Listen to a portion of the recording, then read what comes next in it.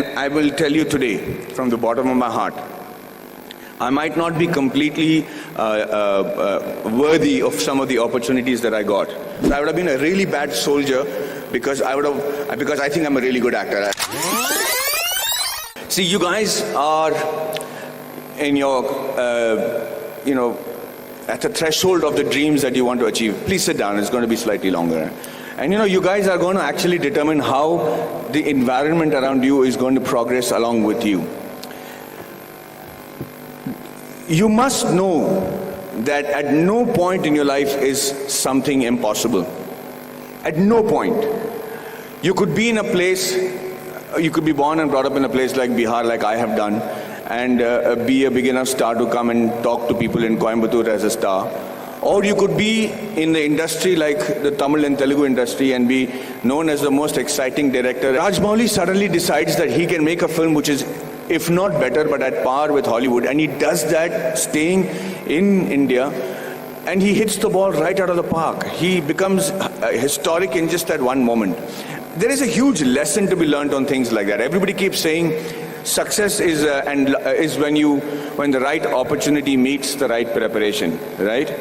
So you can't have the right preparation by being the engineer that you want to be, and you keep looking out for that right opportunity. But what makes the right opportunity and the right preparation come together? When does that synergy happen for you to be prepared for it? Because like they say, if you're prepared but you don't get the opportunity, it's useless. If you have the opportunity, you're not prepared, it's not useless. But they have to meet at a point, right? And that meeting happens because you will it to happen, because you want it so badly to happen. I could be walking down any street, I could be anybody, but why did that one director come and meet me and wanted me to act in that television serial? If you look at every next step in my career, I have never prepared for it. I have never imagined that this could happen. I never imagined that Mani Ratnam will call me. How would Mani Ratnam know about a guy who's doing a television series in Bombay without even seeing one episode of mine? So let's come back to that one point that happens, the synergy that happens between the right opportunity and the right preparation. And that happens when you have what is called situational awareness. So let me tell you a little bit about situational awareness. Situational awareness is when, as in the army, they say you're completely aware of what is happening around you at all times.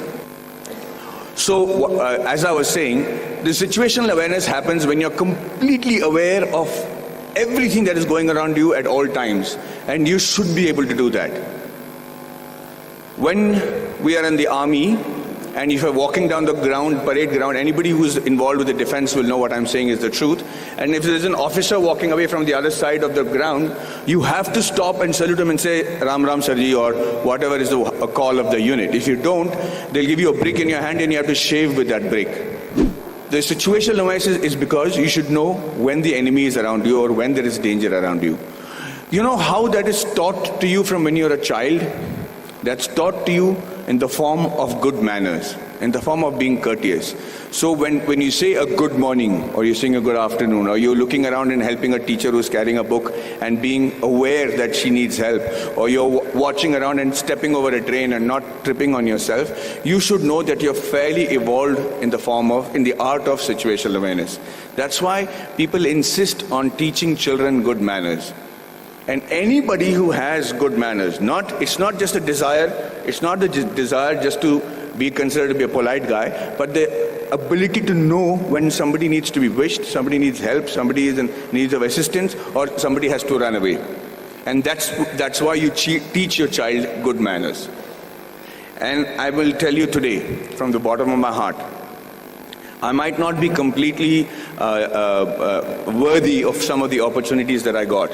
But I grabbed it like hell, and I got those opportunities simply because I was a very well-mannered person. I was able to,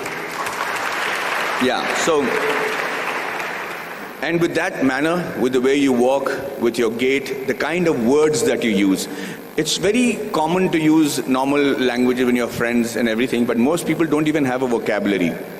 The reason I started those classes in Kolhapur was so that I had my friends who came to me and said, Maddie, We are very good engineers, buddy. We're really good at what we're doing. But the problem is I can't speak in English, I can't speak in Marathi. So when they come from Tatas and Kirloskars for campus selections, I'm not able to communicate to them. They don't even observe a Kolhapuri boy wearing a terracotta pant and a shirt and wearing chappals and don't even consider that he could be a good engineer. So when I said the fault lies with you guys, he says, you have to break the clutter. Nobody's going to come and say, hey, you know what, maybe you're a good engineer, let me give you a shot. You have to be noticed in that very first instant. And for two reasons. One is that either you should know what is a good profession for you. If you're not able to make an impression, then quickly change it. This is not the be-all and end-all. The engineering or whichever subject that you choose to major in when you're in college does not literally have to be your lifelong profession. But give it a shot. At least know if that is a profession that you really want to pursue and excel in, because that's the only way you'll survive, is if you excel in it. If you excel in it to such an extent that you think, sleep, dream, eat, breathe that particular job. And I do that with acting. And I'm telling you, I do not know what else. I would have been a really bad soldier because I think I'm a really good actor. I'm involved completely, 100% of the time. I'm doing research. If I have free time, I'm going to YouTube and finding out what is a different method of acting. I just do that with a passion. If you're not doing that for your profession, know that you're in a secondary profession. Know that you're doing something which the Lord has not made you to achieve glory in. So you have to give it that shot. Now, what I'm trying to tell you is that Kolhapuri friends of mine who then came to me and I said, okay, let's try and see if we can change that. So at 5 o'clock in the morning, they would come to my room, we'll go to the terrace, and I started teaching them how to present themselves in the interview. Things that I had the good fortune of doing because I had many interviews and many group discussions to attend. And then I started with basic things on how to shake hands, how to look somebody in the eye and speak. How do you introduce yourself? How do you shake hands with a lady as opposed to a man? How do you speak on a phone? What is dining table etiquettes? What's telephone etiquettes?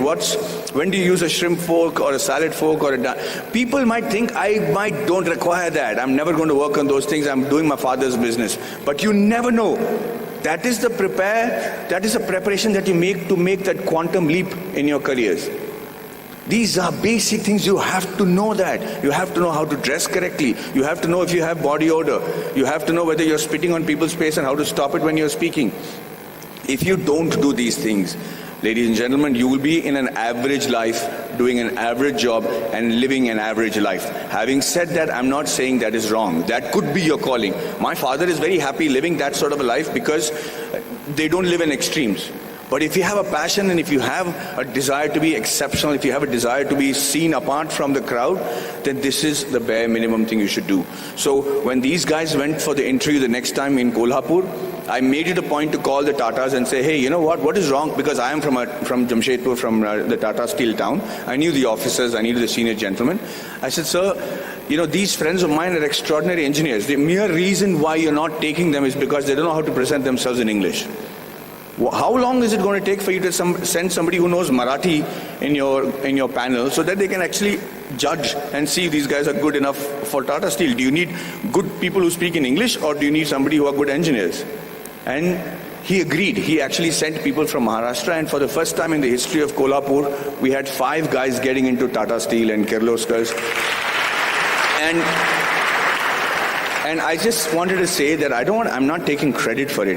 I just felt bad because it is just a small 3-day push that they required to achieve that. So when they were interviewed, they said 4 years of learning engineering one side, and those 3 days with Maddie, we became engineers and successful today because of those 3 days. And what I am teaching you is nothing extraordinary. It is simple stuff. It's the norms. It's the way of the world.